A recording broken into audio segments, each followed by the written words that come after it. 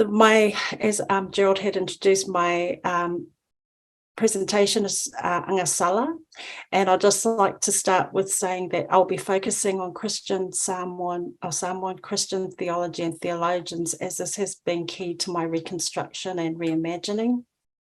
I've noted in my abstract Western Christianity and key figures that have shaped a theological understanding of sin. However, my restoring is based upon Pacific theologies and more specifically Samoan. The liberation theology inclusion within my presentation is that of Releasa.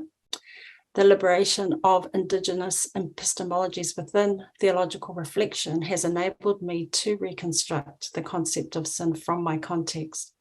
It allowed me to interrogate and reimagine the concept of sin. You may not hear explicit liberation theological language within my presentation, but its presence is woven through my attempts to interrogate faith and religion towards acting justly. So I'll just...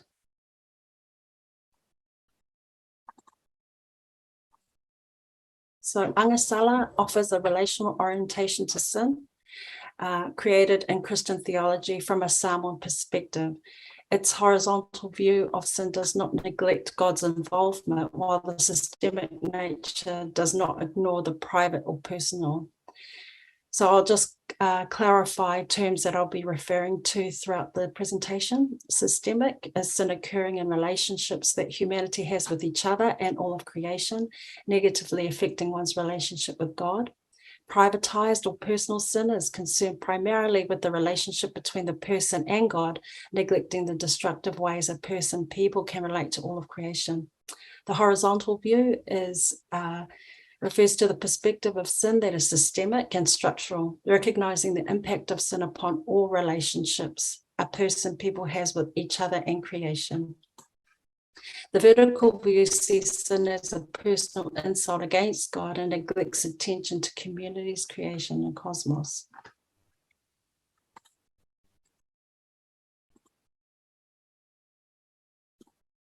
The introduction of Christianity to Samoa brought with it adaptations to Samoa, the Samoan culture, that included the Samoan language. As noted in the quote, Agasala is a word or term formed to represent sin within the biblical Samoan translation. It is comprised of two words, anga, meaning behavior or moving towards, and sala, that can be understood as disruption, fracturing, and distortion of relationships with the self, others, creation, or with God. The theological contextualization of sin in Agasala is unique to the Samoan worldview and can be counted amongst the Indigenous views that are bringing forth theologies from their contexts to review and revise the traditional conceptualization of sin. Agasala draws from the Christian tradition and its reference to sin, and from the Samoan and its context and conception. The societal structure within Samoa enables an awareness of wrong behavior that disrupts, fractures, and distorts relationships. The ways in which each member within the family and close-knit community has a role taught to them by their parents, elders, formulates a way of knowing and being in the world. It allows each to understand their role and how this impacts within the family unit, village, and wider community. This way of knowing is the basis for understanding Agasala as systemic rather than primarily privatized, horizontal rather than purely vertical. It is both the outside forces that influence behavior and what one moves towards, along with the universal human traits on the inside that results in Agasala.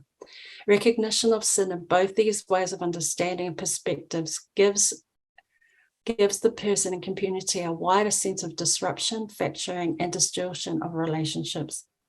Agasala therefore translates into my anga that has become my sala to another, whether that be humanity or creation. I now turn to 5 Samoan theologians' engagements with sin in their theological reflections.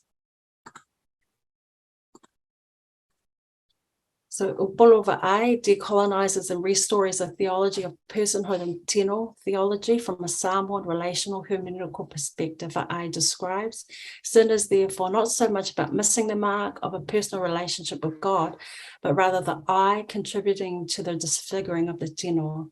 Sin is when the eye becomes obsessed with resource grabbing, extracting the minimal resources upon which we wholly depend, or when we accept their imposed status as a passive, invisible face of the tino.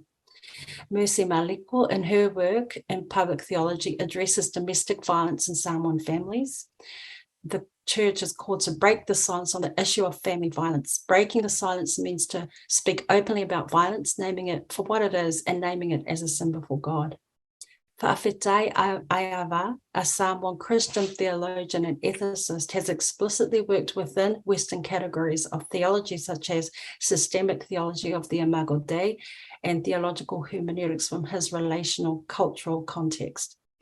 If it is true that God's face is hidden from the unrighteous, then we are given a clue as to why God chose not to reveal God's self to the Israelites after they had sinned in the case they were consumed. When Israel turns its face towards sin, it has dishonored God's face. Pastorally and theologically reflects on the negative impact of colonization, discrimination, and abuse on herself and those she has ministered alongside, with, and to.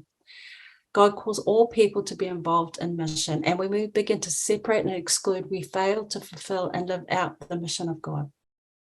Lastly, Terry Bo'ono, theological conceptualization of the va, which is the relational space, affords a view of how Agasala can act against relationships from a Samoan Christian context.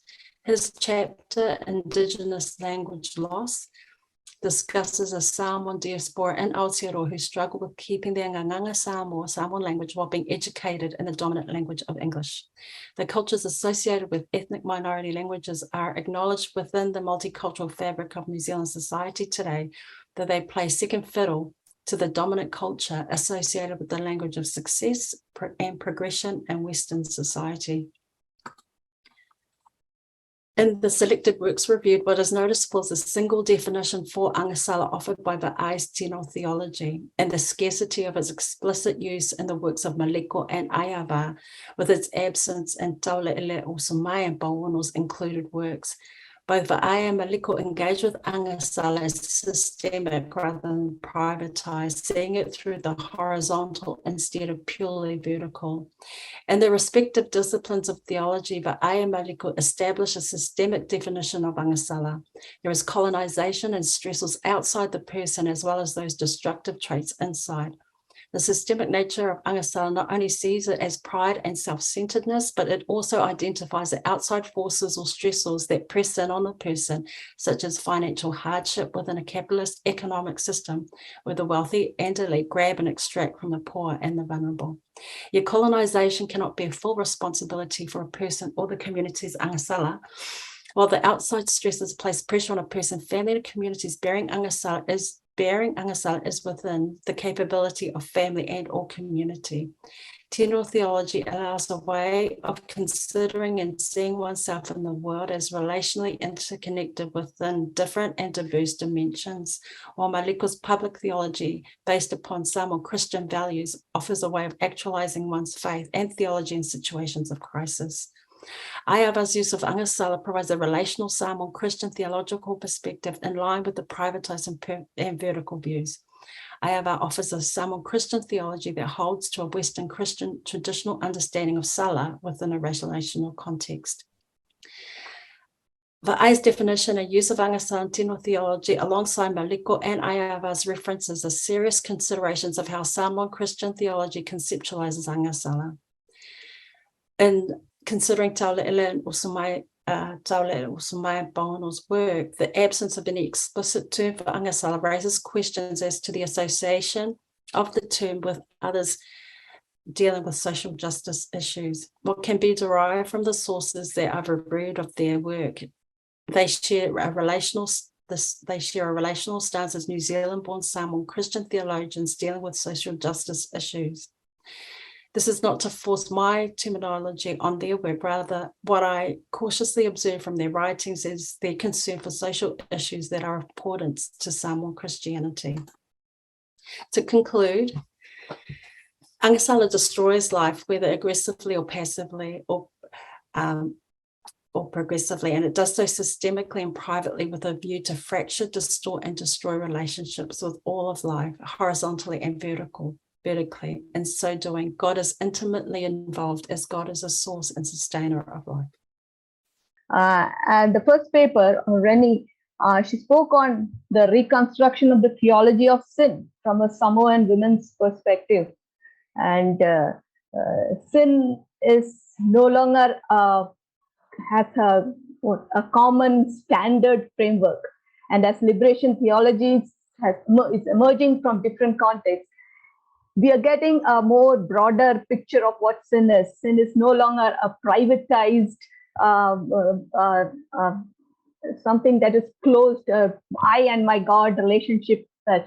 It is so much broadened, and we see that sin's penetration, the pervasive nature of sin in its universe. So in that context, from a Samoan perspective, how sin could be understood. It's not just personal, it's systemic, it's horizontal, it's vertical, the whole creation has been disturbed. Now, it's a region of how justly we are acting in the place where we are in this planet Earth, how justly we are acting. And this justly is also need to be widened as we hear issues from different places, as we hear from different contextual issues. When I say that I live in just relationship with God, this just also needs to be redefined. So when I hear from Samoan perspective, just itself is questioned from my framework. I get a new framework and I see that my just is very narrow.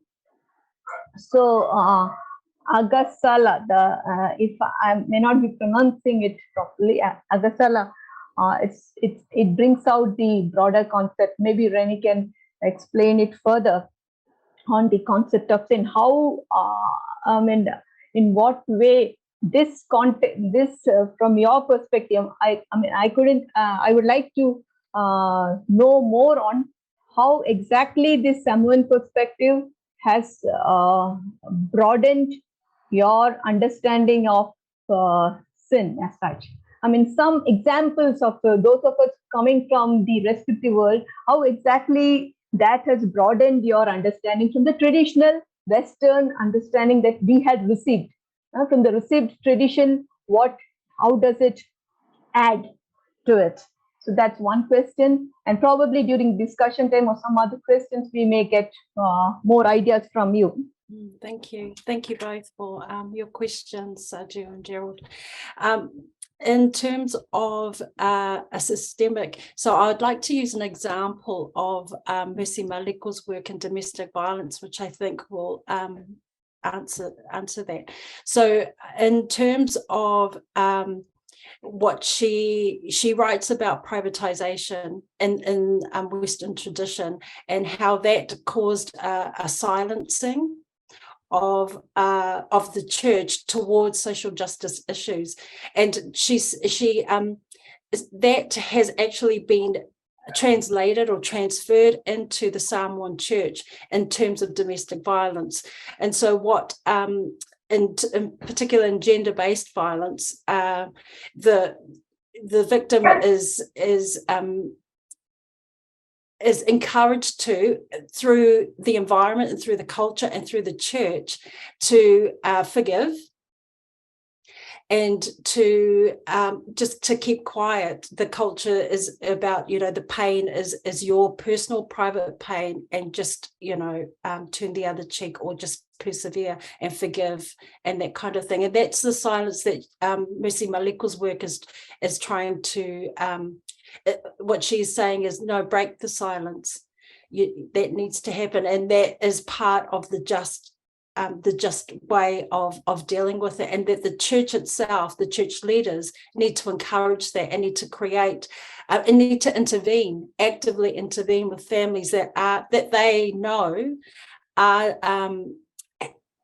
facing this crisis, and to walk alongside them. So she points to the Samoan Samoan culture, and where alofa or love is a paramount virtue in our culture. And yet, how is that?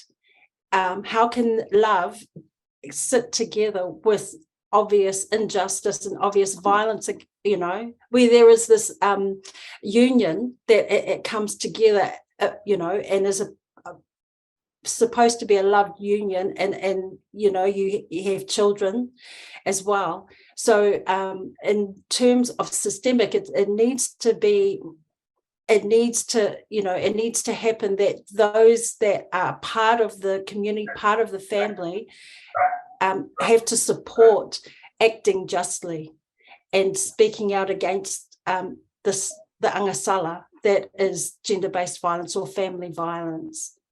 So I'm hoping that answers that question.